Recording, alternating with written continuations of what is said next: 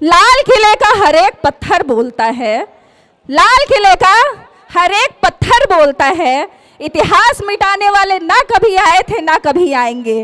लाल किले का हर एक पत्थर बोलता है, इतिहास मिटाने वाले ना कभी आए थे ना कभी आएंगे। युगों युगों तक फहराया जाएगा तिरंगा मेरे मस्तक पर, युगों युगों तक फहराया जाएगा तिरंगा मेरे मस्तक पर। तुम जैसे तो कितने ही शासक आएंगे और चले जाएंगे। आप सबों के बीच में दिल्ली महिला प्रदेश की अध्यक्ष रह चुकी हमारी ज़बी निसा अभी मौजूदा भागलपुर से चल करके हम सब के बीच में आई है। मैं चाहता हूं कि आप सभी हाथ उठा करके एक बार इस्तकबाल करें इन मोहतरमा के लिए। आप सबके सामने ज़बी निसा जी।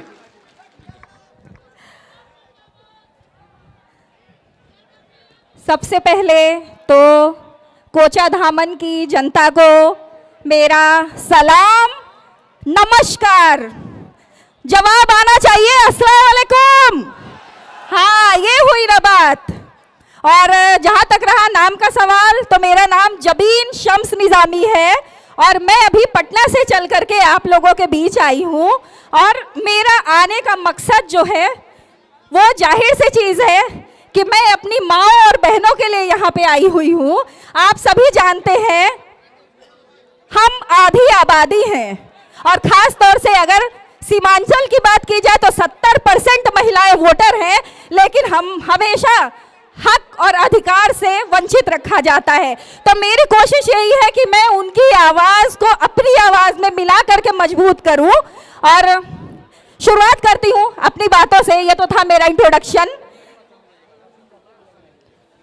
लाल किले का हर एक पत्थर बोलता है, लाल किले का हर एक पत्थर बोलता है, इतिहास मिटाने वाले ना कभी आए थे ना कभी आएंगे। लाल किले का हर एक पत्थर बोलता है, इतिहास मिटाने वाले ना कभी आए थे ना कभी आएंगे।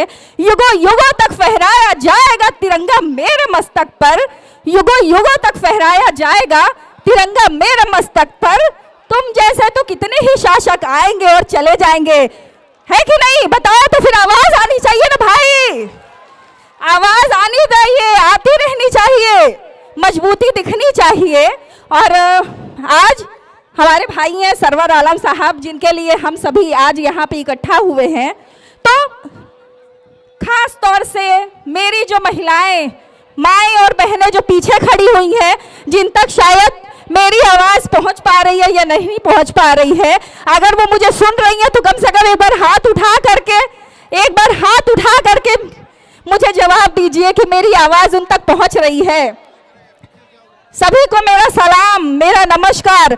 और मैं आप लोगों से अपील करती हूँ, जिस तरह से हमारे ओवैसी साहब हर कोई जानता है। कल भी मैं इस क्षेत्र में जो घूम रही थी, मेरी बहुत सारी माँओं और बहनों से मुलाकात हुई। ओवैसी साहब से हर कोई परिचित है और उनको पता है कि ओवैसी साहब एकमात्र ऐसे लीडर है, जब मुस्लिम कम्युनिटी की बात होती है तो सबसे पहले वो खड़े होते हैं। चाहे वो फिर हमारे 3 तलाक की बात हो, चाहे वक्फ बिल की बात हो, चाहे नकाब की बात हो, बहुत सारे ऐसे मुद्दे हैं। चूँकि वक्त ज़्यादा नहीं मिला है, इसलिए मैं बहुत संक्षेप में आप लोगों से बात कर रही हूँ। तो आप लोग अब खुद जागरूक हैं, आप लोगों को पता है अब घर घर में मोबाइल है, टीवी है, सबको पता है कि कौन आपके हक के लिए, कौन आपके उसूल के लिए, कौन आपके अधिकार के लिए लड़ रहा है।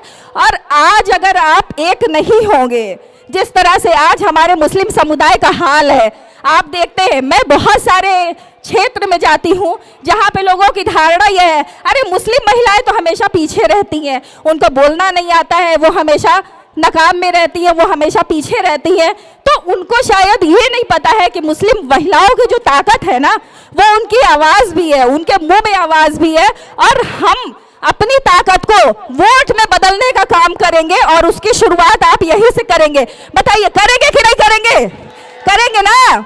आप लोग माएँ बहनें तो बहुत पीछे खड़ी हैं, पता नहीं मेरी आवाज़ उन तक जा रही है कि नहीं। मेरे जो भाई आप लोग यहाँ पे खड़े हुए हैं, जो बच्चे हैं, आज की पीढ़ी, आप लोगों की जिम्मेदारी है, ये आप सबकी जिम्मेदारी है कि आप लोग अपनी जिम्मेदारी पे लीजिए, अपने घर की माँओं, बहनों, बीबियों को निकालिए और उनको बूथ तक लेकर के जाइए और उनको बोलिए कि वो 5 नंबर पर मुहर लगाएं और भाई सरवर आलम को जिताएं, क्योंकि आप लोग पहले आगे बढ़िए, साथ में लेकर के बहनों माओ को बढ़िए, क्योंकि आप लोग हमारी ताकत हैं।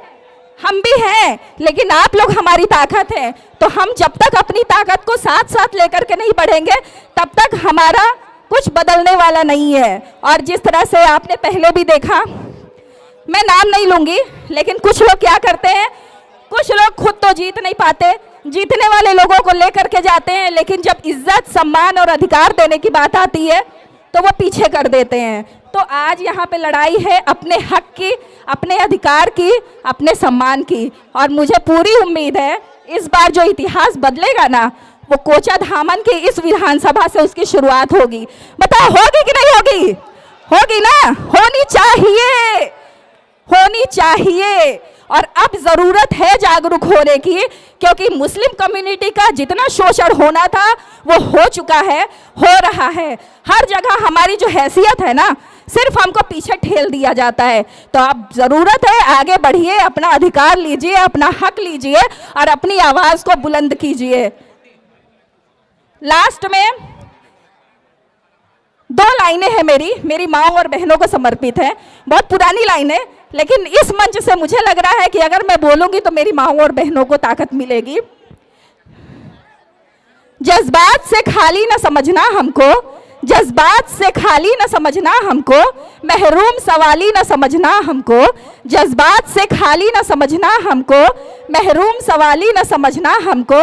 हम वक्त पे तलवार भी बन सकते हैं, हम वक्त पे तलवार भी बन सकते हैं। अरे तुम फूल की डाली ना समझना हमको। तो जिनको ये पता नहीं है कि मुस्लिम महिलाएं क्या कर सकती हैं क्या नहीं, तो वो हमको कमजोर समझते हैं, तो समझते रहे। लेकिन हमको अपनी ताकत, अपनी आवाज पूरी बुलंदी के साथ 5 नंबर पर 11 तारीख को बटन दबाना है और पतंग को इस बार कोचाधामन विधानसभा पे उड़ाना है। बोलो उड़ाना है या नहीं उड़ाना? आवाज आती रहनी चाहिए और इसी तरह से हौसला बुलंद रहना चाहिए। लास्ट में बस नारा है, मेरा साथ दे दीजिए, बस इतना ही वक्त आप लोगों का है जी। थैंक यू, जोरदार ताली, जोरदार ताली। गुड्डू भैया, अब 2 जवानों की जोड़ी में से हमारे कोचाधामन विधायक प्रतिनिधि गुड्डू भाई आ रहे हैं। गुड्डू भाई जिंदाबाद, जिंदाबाद, गुड्डू भाई जिंदाबाद, जिंदाबाद, इम्तियाज अस्फी, जिंदाबाद, इम्तियाज अस्फी, जिंदाबाद, सरवर आलम, सरवर आलम, जिंदाबाद, सरवर आलम, बैरिस्टर असदुद्दीन अवैसी, बैरिस्टर असदुद्दीन अवैसी, मजलिस इत्तेहादुल मुस्लिमीन, जिंदाबाद, जनाब इम्तियाज अस्फी, गुड्डू भाई जिंदाबाद, गुड्डू भाई जिंदाबाद, जिंदाबाद, जिंदाबाद, जिंदाबाद, जिंदाबाद, जिंदाबाद, जिंदाबाद।